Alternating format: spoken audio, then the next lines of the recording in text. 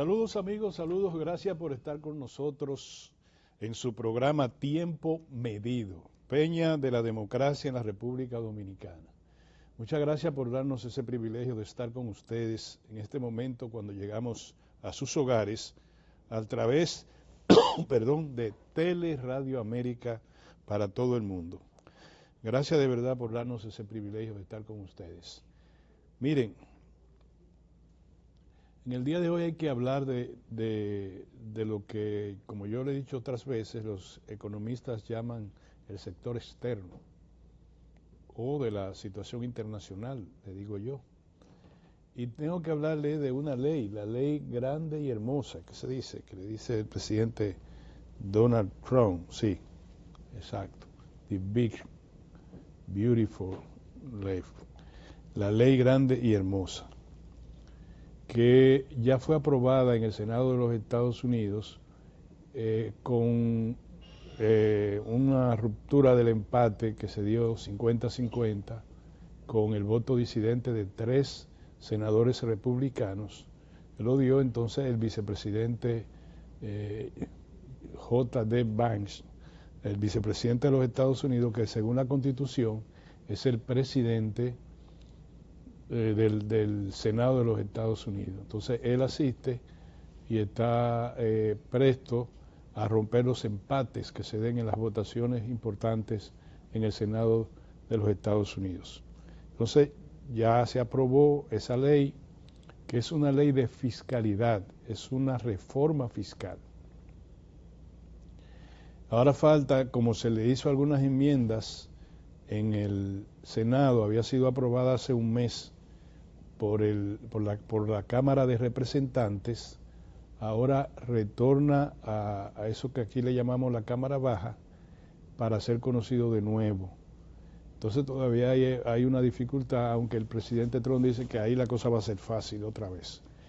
Pero tuvo una dificultad importante en el Senado. Incluso uno de los senadores republicanos que votó en contra dijo que para que no haya problema él no va a postularse de nuevo dentro de 2 años al cargo, porque Trump ha amenazado con no apoyar a la reelección a los senadores que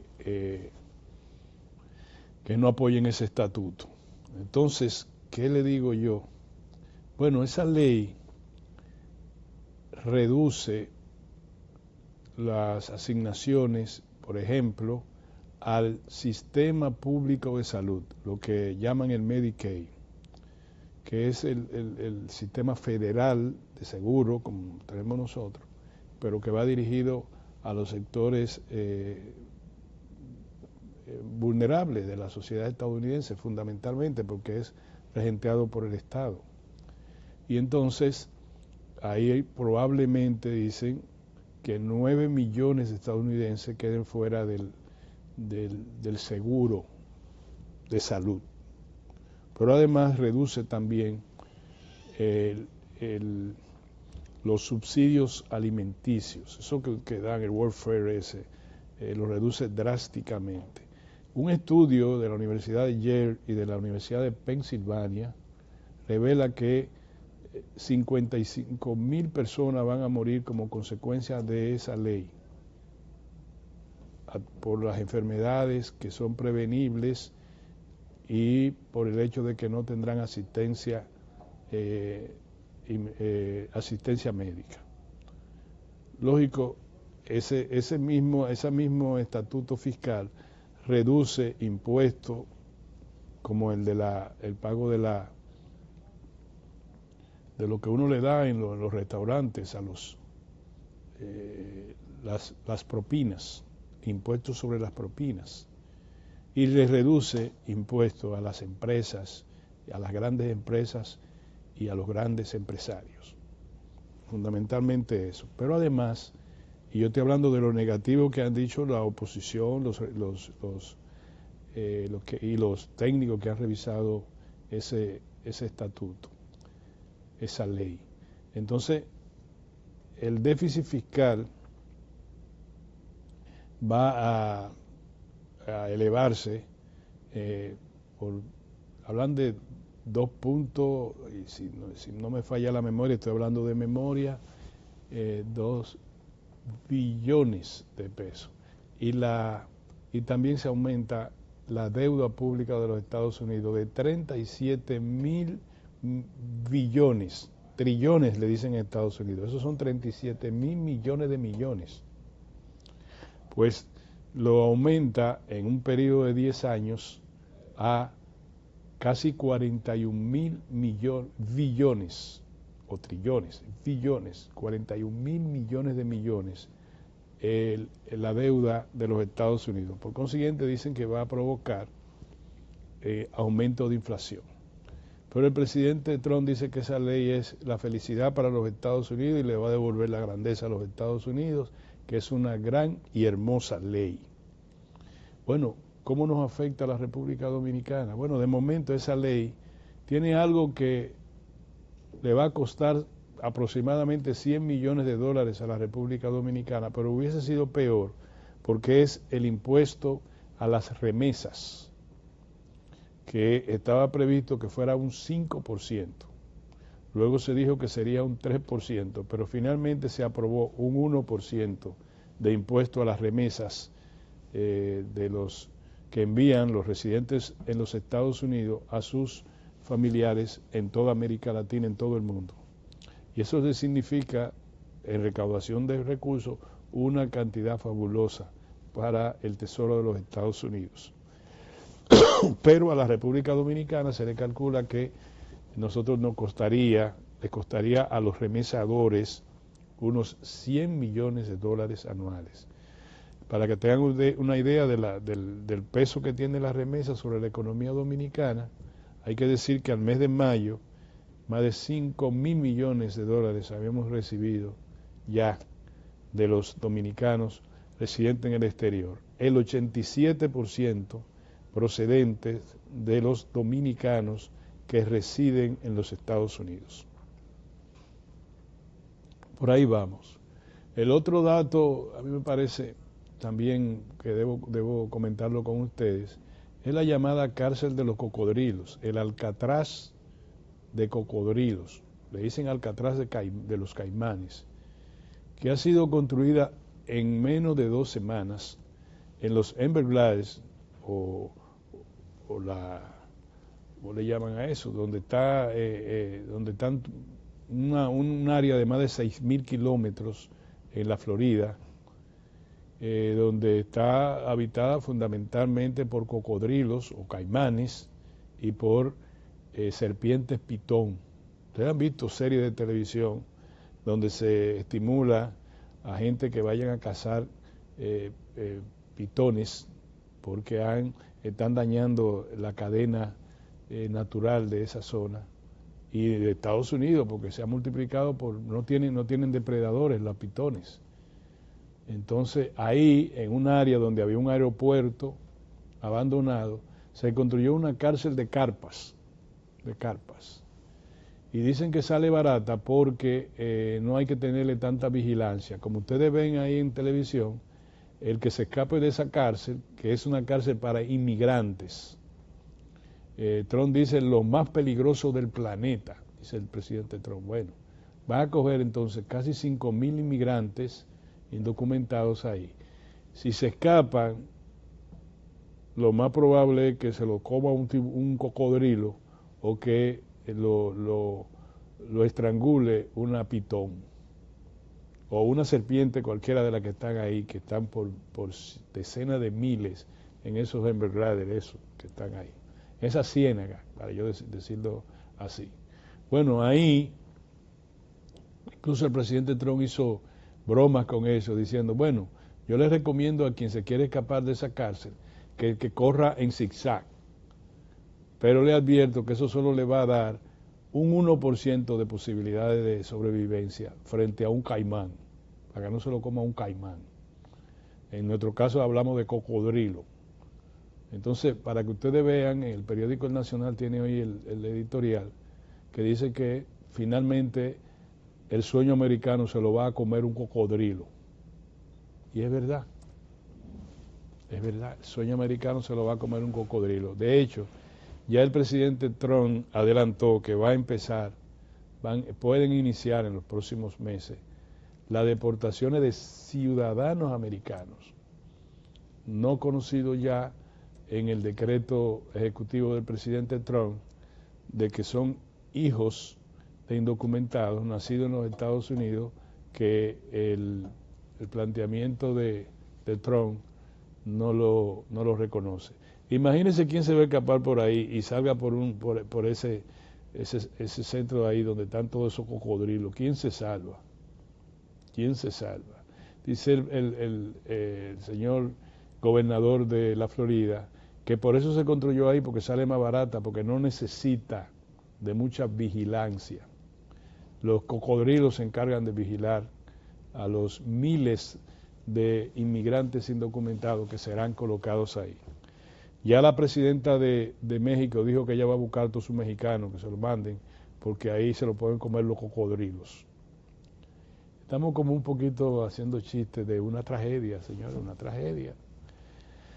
Esa es la razón fundamental por la que este programa siempre ha abogado por la democracia dominicana, que nosotros no nos dejemos llevar por nadie, que si lo está haciendo allá Bukele, que si Bukele tiene toda la paz en El Salvador, que si ahí no se puede mover ni un mosquito. Una abogada ambientalista, una abogada defensora de los derechos humanos, todavía hoy está presa sin ser juzgada en El Salvador. Y ella no es de los Maras, ni de la Zamatrucha, ni de ninguna de esas bandas. Ella es una defensora de los derechos humanos. Periodista, defensora. Solo al que quiera, va preso, ya se fue preso. ¿Por qué? Bueno, porque se canceló la Constitución. Se puso en retiro la Constitución y el único que manda es una persona que puede hacerlo bien en un momento, o si le da la gana, lo hace mal. Y así no puede ser la democracia. La democracia no puede ser así. Y como le he dicho a ustedes en otras ocasiones, el hecho de que El Salvador tenga 46,000 delincuentes en una cárcel, todos vestidos sin camisa y vestidos de blanco hacia abajo, con un pantalón, una cosa blanca, y tienen que estar con el torso hacia abajo, y solamente tienen una comida diaria y no comen carne, porque mientras falte alguien que come carne fuera, que falte por comer carne, no le van a dar carne, ni le van a dar nada, ninguna vitamina importante. Bueno, eso es El Salvador solo, que ha tenido una cantidad tan impresionante de delincuentes por razones históricas, circunstanciales, propias de ese país. Como también el Ecuador tiene una situación de bandas de narcotraficantes intolerable, que habrá que hacer algo. Son realidades que no son las de la República Dominicana. Por tanto, no nos podemos comparar. A nosotros nos va muy bien con la democracia. Señores, solo ustedes, lo que pasa es que esta generación no conoció la tiranía de Trujillo. Esta generación no conoció a una pareja de esposos que tuviese que controlar acostado su pensamiento por el temor de que quizás hasta lo puedan oír, y si lo oyen vienen los calieses en un cepillo, lo llevan preso, lo llevan a la 40, que era la cárcel terrible de tortura, y a otras cárceles, a Anigua, lo tildan de loco, lo matan y ya. El expresarse, el yo estarme expresando es un legado que nos han dado varias generaciones, desde el civilista, altamente civilista, Juan Pablo Duarte, como líder de la independencia, hasta el día de hoy, todos los luchadores por la libertad y la democracia. Entonces nosotros no podemos nunca renunciar a eso. No hay que tener la experiencia. Usted sabe que un veneno envenena. Ah, no, pero yo no me lo he tomado. Pero usted no vio que otra gente se ha muerto tomando ese veneno. Usted tiene que tomárselo usted. Bueno, nosotros no queremos ningún tipo de tiranía ni de nada. Nosotros queremos la democracia imperfecta que tenemos, que la vamos a ir arreglando en el camino, como un carro. Le vamos a ir poniendo los frenos, que la batería esté siempre buena para que encienda por el switch, que todos sus aditamentos funcionen y ya. Esa es la democracia que nosotros queremos. La democracia que ha tenido Europa desde la Segunda Guerra Mundial hasta ahora. en todas sus partes, Europa, Italia, Francia, España, toda Europa, para decirlo, toda Europa. Entonces nos dicen, no, y eso es una verdad axiomática, las sociedades, las condiciones de la economía, el desarrollo material de las sociedades, es la que puede sustentar un esquema jurídico-político asociado a la democracia. Es verdad. Pero ya nosotros no nos han dicho que somos una democracia clase media, una democracia que tiene ingresos per cápita de más de $10,000 anuales. No nos han dicho que somos una democracia emergente. Bueno, pues ya nosotros también, la democracia se va ajustando a ese caparazón económico que nos hablan, se va ajustando y nos estamos ajustando. Nosotros no somos salvajes. No es verdad, los dominicanos no somos salvajes. Los dominicanos entendemos las leyes. Naturalmente, todavía sufrimos de una raquiña, el término me perdonan que lo diga así, que nos lacera toda la anatomía, la epidermia anatómica, político y social del país, que es la corrupción. Todo lo corrompe, todo el mundo quiere buscársela, es verdad. Bueno, pero para eso hay medicina y están ahí. Vamos a tomar las que son las leyes. Están hechas, están ahí. Pero no me digan que ante la falta de esa medicina, que la tenemos, vámonos con Bukele. Mira ya cómo está la cosa. El Salvador, igual que todos nosotros, está repleto de ladrones. Que si agarran uno y le meten 50 años, lo dejan podrirse en la cárcel, eso es distinto. Pero no es que ellos se han quitado la raquiña que tenemos nosotros. Y yo se lo digo a propósito de que ya Estados Unidos no es lo que era antes. Así las cosas. Señores, este programa se lamenta mucho, mucho, de la tragedia que ocurrió en Don Pedro. Don Pedro es una comunidad que yo quiero mucho porque la visitaba desde mi primera juventud. Visitaba a Don Pedro, que es una comunidad de Tamboril. Está al este de Santiago, una comunidad muy laboriosa, principalmente productora de tabaco y algunos productos agrícolas, y también tienen zonas francas, y ahí la gente trabaja mucho, muy laboriosa, ahí usted no va a encontrar muchas situaciones difíciles, que no sea la delincuencia común esta que arropa al país. Pero hay una familia completa, 5 integrantes, 3 niños menores, y 2 adultos. En principio se dijo que era esposo y esposa, y parece que no, que eran 2 adultos y 3 niños. Murieron calcinados.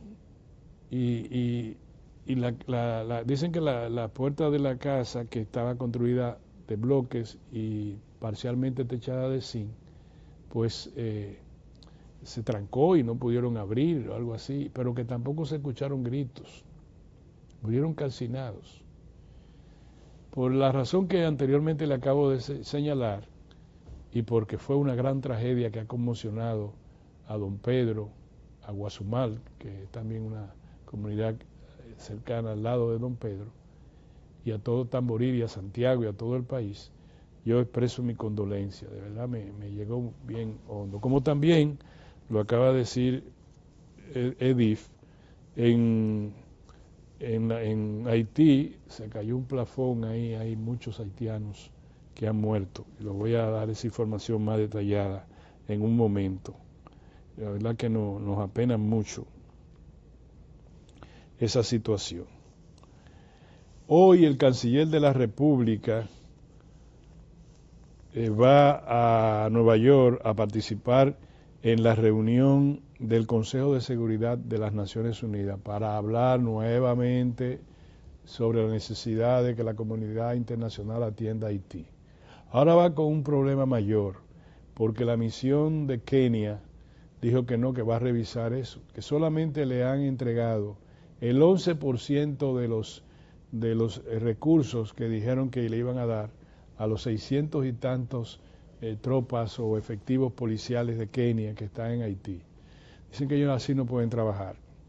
Muy probablemente el presidente de Kenia, si no lo presiona a Estados Unidos o Naciones Unidas, va a pedir el retiro entonces de sus policías, porque que lo maten ahí sin recursos, sin equipos, y eso es un problema muy serio para la República Dominicana. A pesar de que el jefe de las tropas que están de Kenia dicen que los delincuentes hace un tiempo que no están atacando tan salvajemente como lo hacen, pero esta reunión es muy importante.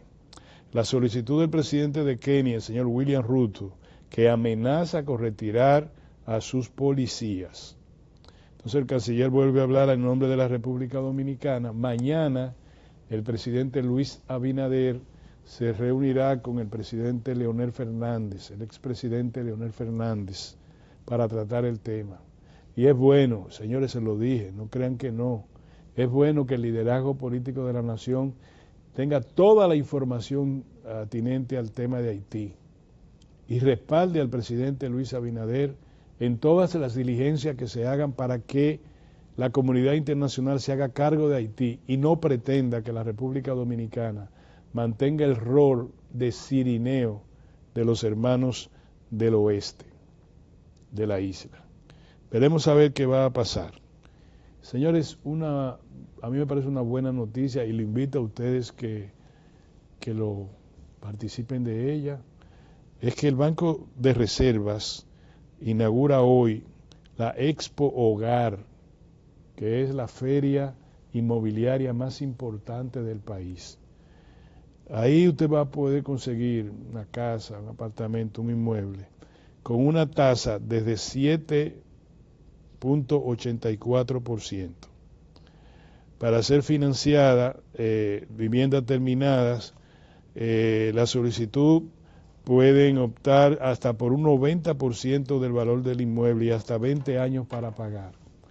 Yo recomiendo, yo no sé, ustedes me han oído mucho también hablar de eso.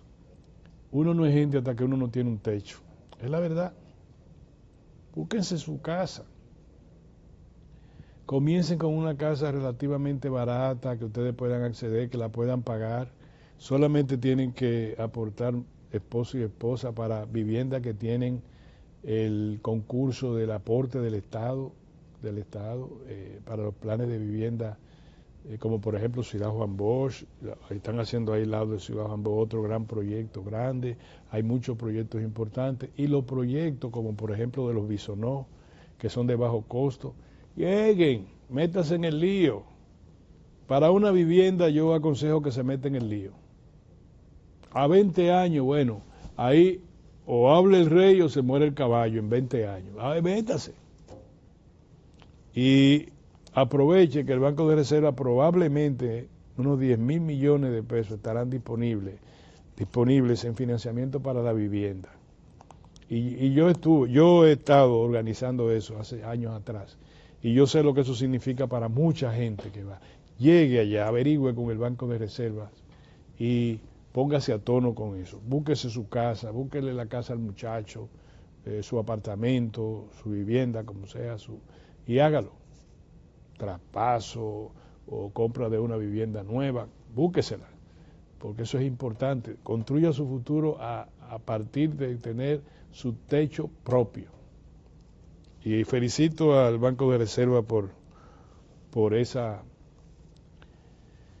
iniciativa tan importante para la economía del país, especialmente para las personas de menor ingreso, que van a tener una tasa de interés relativamente baja. Ahí te puede conseguir a un 9% a muchos años, a un 10%, un 11% a los 20 años, porque la del 7.84 es una tasa a un plazo corto, es decir, le dejan para que usted se vaya arreglando y a partir de 6 meses, un año, no sé cuánto, no lo he leído bien, usted tendrá entonces que buscar una tasa que siempre va a estar acomodada con relación a la tasa de mercado.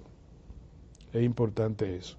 Señores, hoy es mañana, yo no sé cuándo comienza el plan de tránsito. RD se mueve. Todos queremos que eso tenga éxito, pero la verdad que yo no sé qué vamos a hacer con el Intran. Ustedes saben que eso tiene la asesoría del Banco Mundial, un estudio del Banco Mundial, de doblar a la izquierda, de que no se pueden, y cuáles intersecciones serían. Y ahora el Intran acusa a la prensa de que no entendieron, de que no han comunicado. El Intran no ha sabido comunicar nada. Usted le pregunta, yo abro la vía telefónica y seguro que nadie sabe cómo es eso. Que por la López de Vega, que vamos a empezar, que va a ser la Fantino Falco, que va a ser la qué sé yo cuánto. Que... Señores, ¿dónde está la campaña de educación? Si es verdad, mire, ellos dicen, lo vamos a hacer por semana. Esta semana va a ser aquí, esta semana, que sé yo. Por eso tiene que ir acompañado de un programa de educación, sobre todo si Participación Ciudadana dice que la publicidad estatal ha aumentado en un 500%, debe haber algunos pesos ahí para que hagan una campaña, el Intran, una campaña de educación. Nosotros escuchemos, mira, esta semana va tal, sí, está bien, ya lo sabemos. Segundo, el propio FENAMOTO, la Federación Nacional de Motoconchistas, admite que el 70% de los accidentes y de las muertes son producidas por motocicletas. Nosotros hemos estado en América Latina, en muchos países que tienen el servicio de motoconcho. Por ejemplo, Colombia. Muchas de sus ciudades fundamentalmente se mueven con el motoconcho. Lo primero es que son motores que nada más permiten adecuado para el transporte de pasajeros. Lo segundo es que nada más aceptan uno atrás. Y lo tercero es que tienen que tener cascos protectores los dos, el conductor y el pasajero. Y todavía aquí estamos bregando para los motoconchistas o los motoristas o los delincuentes, que no son los dos primeros, que están calibrando en las autopistas. Usted lo ve y le pasa a uno, ¿y qué es esto? En la carretera de Asua hay que persinarse para usted coger por ahí, porque vienen las carreras y cuando esa gente pasa, nadie se puede meter por delante. ¿Qué hacemos? Aquí en la capital. Me duele el cocote, como dice la gente, de tanto decir, mira por aquí, porque es que va a venir un motorista y me va a rayar. Mira por allí, me va a rayar, le voy a dar uno, porque usted no sabe por dónde es que están entrando y cómo es que están saliendo. Y otro viene para arriba de usted. Usted dice, ¿qué es? Un tipo con una mochila atrás, huyendo por un lado y por otro. ¿Y qué vaina es esto? ¿Y cómo es que vamos a estar? No, tenga cuidado usted, que si dobla a la derecha, a la izquierda, qué sé yo no sé dónde, hoy yo no sé lo que hay que hacer aquí. Pero no, es que nosotros somos los que estamos equivocados, los periodistas.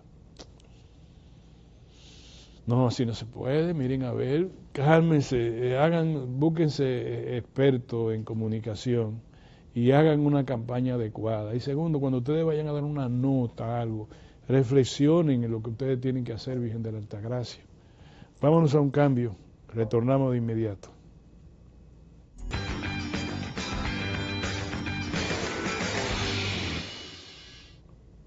Señores, sí, varios muertos. Por lo menos han sacado 2 cadáveres de la construcción esta que se cayó el techo cuando lo estaban vaciando, se dice, ¿verdad? Y están buscando en los escombros más cadáveres que creen que hay en el lugar. Eso fue en Juana Méndez, pero muy cercano a la frontera con República Dominicana. Y ahí la gente se da cuenta y cruza y va a ver qué es lo que está pasando, porque siempre los pueblos tienen pedacitos de su territorio que se unen tanto que se confunden unos y otros. Eso pasa ahí en Juana Méndez, donde ha ocurrido esta tragedia. Señor, para que ustedes vean lo que es la justicia de los Estados Unidos, se está desvirtuando un poco, pero bueno. El señor Diddy Combs, que es productor musical, lo condenan por prostitución. Ustedes saben que hubo un juicio muy sonado en los Estados Unidos de este caballero, que era el hombre de mayor influencia de la industria musical de los Estados Unidos. Pues el jurado lo encontró culpable de prostitución, pero quedó absuelto de tráfico sexual y crimen organizado.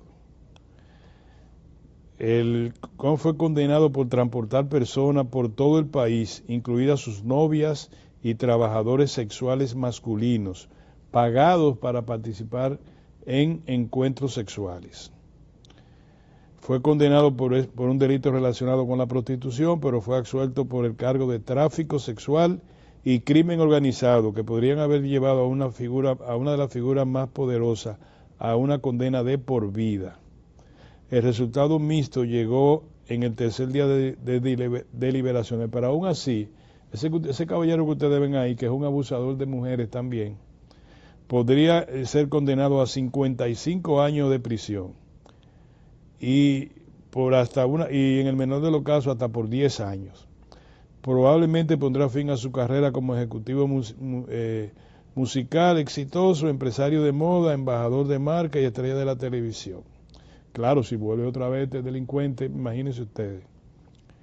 El jurado no se puso de acuerdo en los otros casos y por eso lo eximieron. Así que ya ustedes saben, pero todavía lo pueden condenar a 55 años, pero si le ponen 10 años, por lo menos va a estar 5 presos. Así es la justicia de los Estados Unidos para el que tiene dinero. Porque si es un salta para atrás, fácilmente de un día para otro le dicen cadena perpetua sin derecho a revisión, fácilmente. Pero a él, ahí está, ya le resolvieron los temas de lo que le estábamos hablando. Señores, no hacía mucho que en la República Dominicana no se condenaban abogados por litigio temerario. Es una figura que existe, litigio temerario. Pues los abogados Lilia Fernández Loras y Muriel León Lebrón y Joel del Rosario Alburquerque fueron sancionados por actuar con mala fe y de forma temeraria, según una sentencia del presidente de una de las cortes penales del país. De una de las cortes del país. Manejo temerario, que postulaban de mala fe. Miren por dónde vamos. No sé si esos colegas van a apelar, pero imagínense. Miren, nosotros estábamos hablando ayer, ¿verdad?, de las niñas, adolescentes que son embarazadas. Y yo todavía nadie me ha podido explicar cómo es que el Ministerio Público, a quien embaraza a una menor, no lo acusa de violación, en virtud del principio de que el menor no tiene discernimiento legal. Es decir, un menor no puede acceder a ir a un motel con un adulto y decir, bueno, ella quiso. No, es una violación sexual. Y en el menor de los casos una agresión sexual. Entonces no se entiende, de verdad, no se entiende cómo es que miles de niñas y adolescentes quedan embarazadas y pasan a cambiar muñecas, juguetes por un niño de verdad y a ser esclava sexual de un individuo que se la lleva mudada a una casa para tenerla de esclava sexual y de esclava hogareña. Y el 71% de esas niñas pierden la escolaridad, desertan de las escuelas. 71%, lo que se convierten en cargas para el Estado. No pasa nada. Miren esta nota. Las clínicas privadas no denuncian los casos de menores embarazadas, porque no tienen departamento para eso. Dice que pese a la existencia de una guía para la atención integral en salud de personas adolescentes en la República Dominicana, que se aplica a media en el sector público, en los casos de embarazo de niñas violadas por adultos, en el sector privado las denuncias se reducen casi la nulidad por la ausencia de departamento de tratado social, de acuerdo con diversas fuentes consultadas por Diario Libre. Hablamos de justicia, hablamos de democracia, nos falta un largo camino por transitar. Miren, señores, ustedes saben, una niña, 13 años, 14 años. ¿Cuál fue un caso sonado? Bueno, un caso sonado, los abogados le habrán ido muy bien, es el caso de Walter Franco, millonario, una niña que tiene además un agravante, una niña de 14 años, el agravante de que la madre mercadeaba con ella, según la condena que en primera instancia le impuso un juez. Y ese caso sí sonó. Ahora váyanse un caso en cualquier sitio, vamos a poner cualquier comunidad, canta la rana. Yo no sé nada, no ha pasado nada por ahí, porque no crean que yo sé algo. Una niña, 14 años igual, embarazada por un sujeto, un platanero que la tenía asediada y se la llevó y la embarazó. El platanero termina por montarla en el triciclo y se la lleva para su casucha y la tiene allá, y la muchacha, la niña, hasta puede morir en el parto porque es muy, muy joven. ¿Qué autoridad está hablando? Nosotros tenemos fiscalías barriales. ¿Quién sale? ¿Cómo actúa el Estado frente a eso? No es una ciudadana dominicana, no es una niña, hija de sus padres. No la embarazó un pelotero estrella de Grandes Ligas, o no la violó. Oigan, me dijo un amigo, yo no quisiera decirlo de esa manera, Orión, probablemente por las razones sociológicas de esos lugares, muchas de esas jóvenes ya tienen experiencia, no ha pasado nada, están allí, están aquí, pero viene alguien con dinero, con tal cosa, y tiene una de dos: o se mantiene como se tuvo por mucho tiempo esta relación Walter Franco con esa niña aunque a usted no le guste, niña, o adolescente, vamos a poner, 14 años, y finalmente se descubre porque es un pelotero de Grandes Ligas y en las Grandes Ligas lo están investigando, y aquí viene el Ministerio Público: nosotros no vamos a permitir eso. Y en los otros 24,000 casos, ¿qué hacemos? ¿Lo permiten? Bueno, la clínica privada no nos informan, los hospitales lo están informando. Los hospitales tienen 2 libros de maternidad.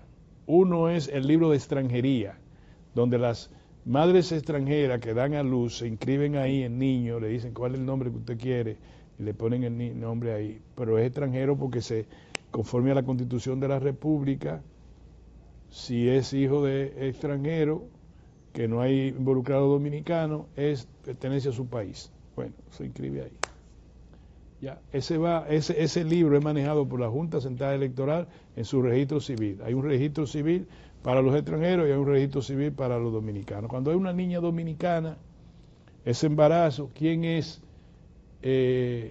su madre? Fulana de tal. Está ahí, es la que dio a luz, y el padre, fulano de tal. Eso está en un libro. ¿Por qué el Ministerio Público no ausculta esos libros? Y dice, pero esta niña tenía 14 años. Mándeme a buscar al papá de ese niño. Sí, que la mamá mire que ellos se... No. Vamos a procesarlo como hay que procesarlo. Es un violador. Y se ponen quizá 20 ejemplos en el país. Usted verá que cuando pasa una niña, en el tiempo mío, y yo creo que en el tiempo de ustedes también, se decía, cuando uno enamoraba a una muchacha, ya uno de 20 años en la universidad, venía, mira cómo yo... tú no ves que es hija del fiscal. Eso era lo que decían, es hija del fiscal. Todo el mundo le tenía miedo a eso. Porque una menor de edad, en el tiempo mío mirando a nuestros mayores también, ¿qué le decían? Bueno, comprar una casa. Si era el dueño de un colmado, el dueño de una ferretería, calladamente le compraban una casa a la familia en el barrio, una casa a la familia.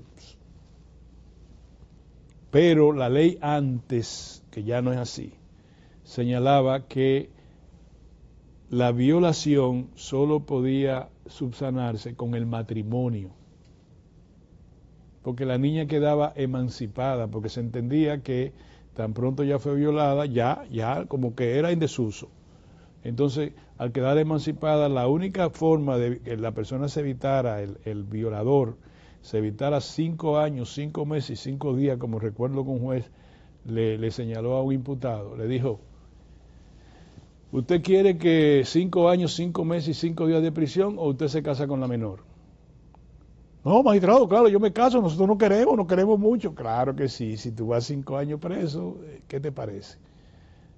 Claro que eso era un bochorno también jurídico, pero eso era en ese tiempo. Y era rápido, los padres iban, la fiscalía lo agarraba y ya. Ahora no, ahora las muchachas salen embarazadas y ya están en octavo curso, sexto curso y no pasa nada, dejó la escuela. Pero claro, ¿cómo va a ir la niña en una nación como la nuestra, en un entorno social como el nuestro, con tanta prejuicio, embarazada? O después con el embarazo, cuando tiene que estar amamantando al niño y tiene que estar una niñita que la mamá entonces lo cuida a los dos, al hijo y a ella. Nosotros vamos a dejar que ese drama siga, señores. A mi querida amiga, apreciada amiga, la magistrada Procuradora General de la República, Jenny Berenice, yo le digo que en los años que ella va a estar ahí, que va a durar muchos años, porque yo sé que la ratifican, ella debería llevarse esa gloria de instaurar un mecanismo a través de un magistrado procurador general adjunto que lleve ese entramado. En Dajabón violaron a una niña. Vamos para Dajabón. El Ministerio Público de Dajabón se le instruye que en esos casos someta por ante la jurisdicción penal al violador. No importa que diga el papá buena gente, embuste, tú es un violador, abusador. Se acabó. Eso hay que hacerlo.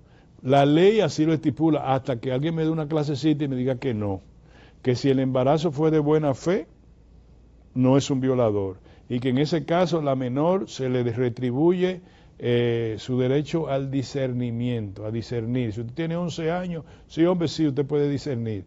Eso es lo que ha postulado en España la llamada ministra de la Dignidad, ministra de la qué sé yo qué cosa, que dice que un niño después de los 5 años, después de los 6, 7 años, no preciso la cifra que ella dijo, pero menos de 10, tiene derecho a usar su cuerpo como mejor le parezca. Qué bueno que mis hijas no nacieron allá, porque eso no puede ser. Eso no puede ser. Bueno, aquí eso no existe. Aquí existe esa ley que yo le estoy estableciendo y existe un código. Se llama Código de Niños, Niñas y Adolescentes, que lo protege. Y la Constitución de la República pone en manos del fiscal. El fiscal es el tutor de los menores. Por tanto, Jenny Berenice, en términos simbólicos, es la tutora de todos los menores de la República Dominicana. Y en ella el Ministerio Público. Es más, está la ley que le da mayor autoridad al fiscal que al padre y a la madre. Si un menor está en peligro y el fiscal así lo entiende, le solicita a un juez sustraerlo del hogar, si el padre es un alcohólico, un drogadicto, un abusador, si la madre no atiende a esa niña, si no le dan comida suficiente, si esto y lo otro, a través del código y de ese ministerio, del Ministerio Público, se le sustrae y se le manda con ANI o a un lugar que el Ministerio Público, o en manos de una persona que el Ministerio Público considere adecuado. Señores, perdonen que yo hable mucho de eso, pero a mí me llama la atención. Y cuando yo fui fiscal adjunto, en mi oficina yo hice todo el esfuerzo siempre por condenar a los violadores de menores, a los violadores en sentido general sexuales, pero a los que violan niñas o niños. Yo hice todo el esfuerzo por mandarlo a La Victoria en ese tiempo, la Penitenciaría Nacional de La Victoria. Y trataba siempre con los abogados litigantes de que pidieran de 20 años en adelante. Pues la condena puede ser hasta 20 años de prisión. Pero bueno, aquí ustedes ven las muchachitas que en la discoteca.